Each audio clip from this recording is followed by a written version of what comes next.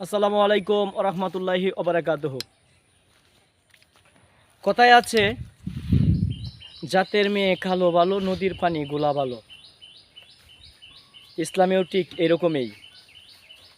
ইসলামে আবার জাতের মেয়ে বলা হয় নাই, তবে ইসলামে বলা হয়েছে ভালো একটি মেয়ে। আর ভালো একটি মেয়ে চিনার উপায় তো জাতের মেয়েই। তার বংশ ভালো, বংশীয়ভাবে ভালো, তাদের মেয়েদেরকে যে জায়গায় বিয়ে দিতেছে, হ্যাঁ, তারা কোথাও শয়তানি করতেছে না, স্বামীর সংসার আগুন লাগাইতেছে না, বা অতীতেও তাদের অবস্থা ভালো ছিল, তারা খুব নামি দামি ফ্যামিলির ছিল, সম্মানিত ব্যক্তি ছিল। ঠিক আছে, এরকমটাই বলে ইসলাম। ইসলাম বলতে চায় সম্মানিত ফ্যামিলি থেকেই বিবাহ করুন। কেননা সম্মানিত ফ্যামিলি বলতে এটাই পরহেজগার ফ্যামিলি।